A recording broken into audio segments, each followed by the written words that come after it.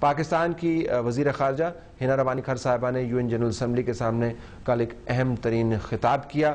اہم ترین خطاب اس وجہ سے میں کہہ رہا ہوں کہ انہوں نے پرائم منسٹر پاکستان کے بہاف کے اوپر یہ خطاب کیا. اچھا، ابھی تک جتنے بیان پاکستان کے خلاف آنے تھے وہ آ چکے تھے. پاکستان کی طرف سے چیف آف آرمی اسٹاف سے لے کر مختلف لیڈران تک تمام سٹیٹمنٹس کا اظہار ہو چکا تھا. پاکستان نے ناراضگی کا بھی اظہار کیا تھا. تو ہنا ربانی کھر صاحبہ جو فارن منسٹر ہیں، ان کے پاس وہ تمام مواد موجود تھا جس سے پاکستان کے سینٹیمنٹس کی عکاسی ہوتی ہے.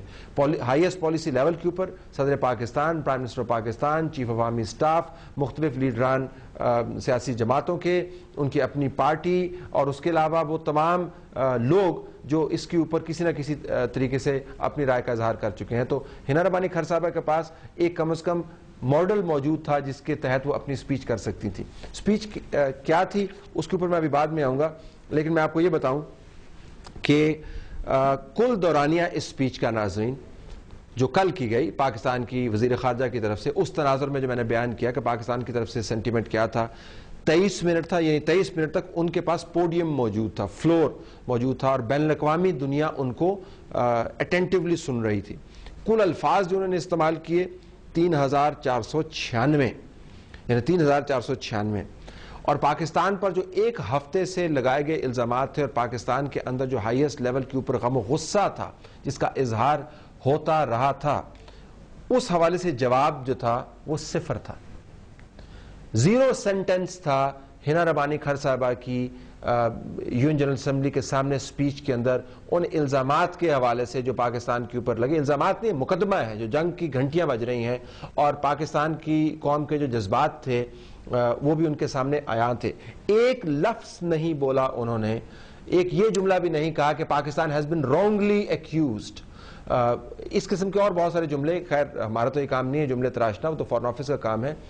میں جو نقطہ آپ کے سامنے رکھنا چاہ رہا ہوں وہ یہ کہ ہنا ربانی کھر صاحبہ کے پاس جو موقع تھا بین الاقوامی کمیونٹی کو پاکستان کے اندر موجودہ کنسنسس کو کنوے کرنے کا، وہ موقع اس حکومت نے اور اس ملک کی اسٹیبلشمنٹ نے گنوا دیا. اب اس کے بعد APC میں کیا ہوگا اس کے اوپر میں ابھی آپ کو تجزیہ نہیں دیتا. آخری نقطہ میں آپ کے سامنے رکھنے سے پہلے یہ بتانا چاہتا ہوں، ریمائنڈ کروانا چاہتا ہوں کہ مائک ملن کے جو الزامات ہیں وہ الزامات نہیں ہیں، وہ مقدمہ ہے. اور وہ مقدمہ ہے جو پاکستان کے خلاف امریکہ نے تیار کر کے نہ صرف پالیسی کے طور پر بیان کر دیا ہے، دنیا بھر کے اندر وہ پھیلاتا بھی پھر رہا ہے.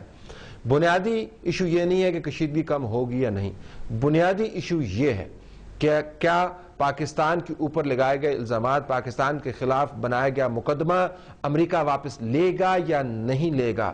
جو انہوں نے باتیں کی ہیں پاکستان کی آرمی کے خلاف، ISI کے خلاف، اس کے اوپر پالیسی بدلیں گے یا نہیں بدلیں گے.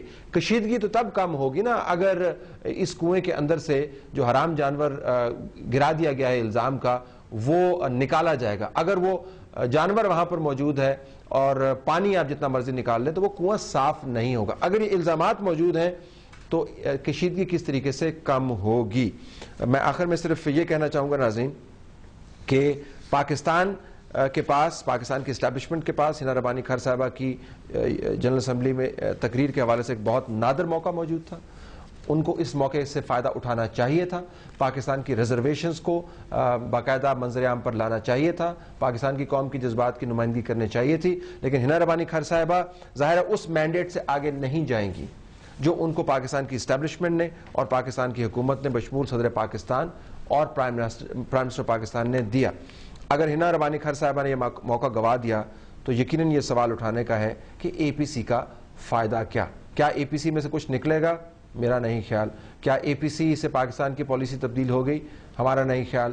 کیا امریکہ کے ساتھ نئی پالیسی بنائی جائے گی؟ پالیسی تو جناب ہم نے بنا لی، ہم کشیدگی کم کرنے پر مائل ہیں اور اس کے اوپر ڈپلومیسی کا باقاعدہ آغاز ہے. تو APC میں سے کیا نکلے گا؟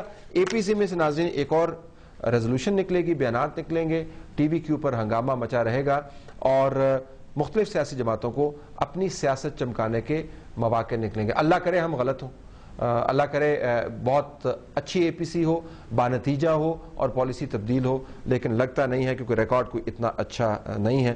اگر یہ ہو گیا تو بڑی بات ہوگی، نہ ہوا تو حیرانی نہیں ہونی چاہیے آپ کو. طلعت حسین کو اجازت دیجیے، اللہ حافظ.